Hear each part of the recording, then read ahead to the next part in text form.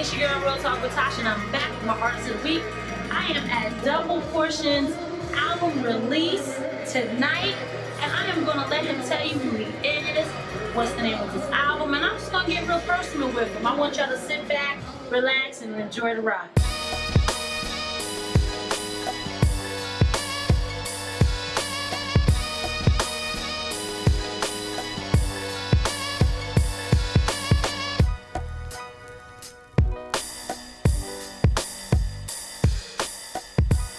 We're back. We're here with Double Portion. Double Portion, go ahead and introduce yourself to my audience. Yo, what's up? It's your boy Double Portion.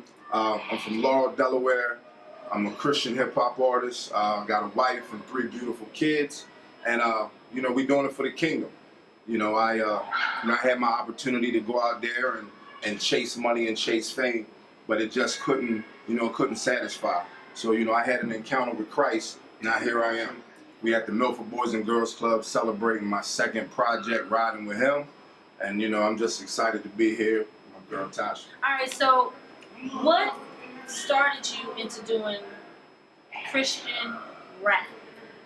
Well, I wrote my first rhyme, and I think I was in 12th grade. I'll never forget, I was in chemistry class.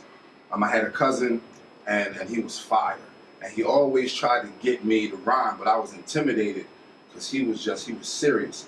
So what I used to do is when we would hang out, when I would go home, I would go in the mirror and work on a little something.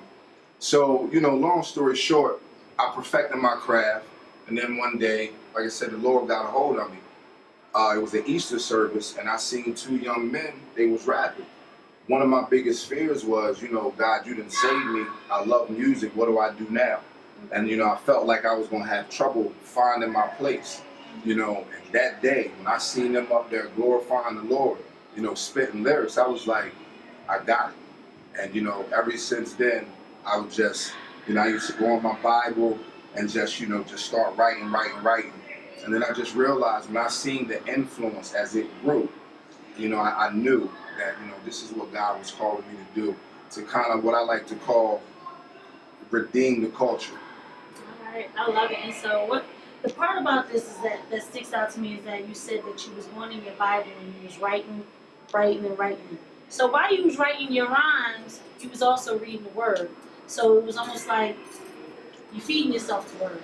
Yeah, when I was so careful, as in my younger stage. What I used to do is I would take a chapter, and I would literally put the words of the chapter in the song and just put my words around it. And so it was kind of like, if you was familiar with the Bible, you could see it. It was like having Bible study, you know what I mean? Good. As I grew and as God, matured me, I realized, that God really wanted me to touch some of these, these young men and these young women out here. And a lot of what I was saying was kind of going over their heads. So as I matured, I realized, God just kind of told me, give them you. And at the same time, give them me. So I think that what's wrong with music today is, you have a lot of people, they're making tons of money writing music, but they're still glorifying things that half of them aren't doing, or that's not beneficial. And what I like about, what God has called me to do and the others like me, because there's so many other talented ones, is that we tell our story. We tell them where God brought us from, but we let them know that there's hope. Right. We don't just leave them dangling with what we used to do, popping bottles, this and that. It's in there, but at the end you can be like, wait a minute, he changed. And if he can change, then I can change.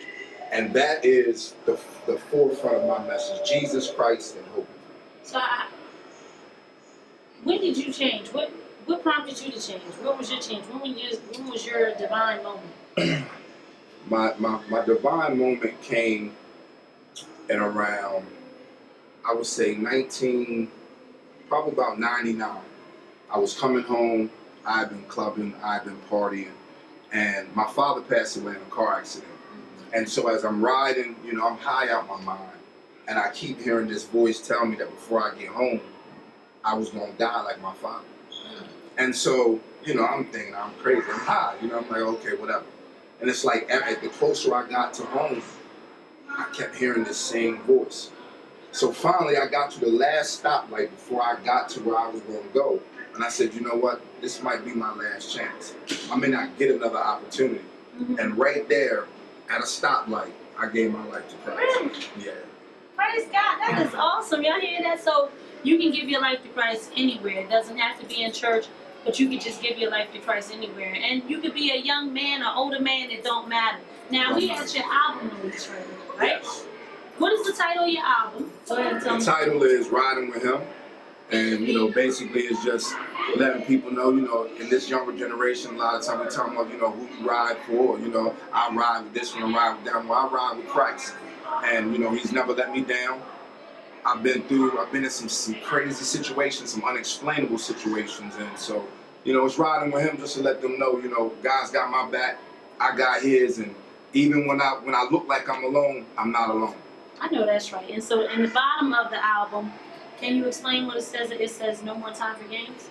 Well, no more time for games. That's a little slogan that my man, my producer and mentor, Don T, he came up with just to sort of let people know, again, music, the culture of music has taken a real nasty turn.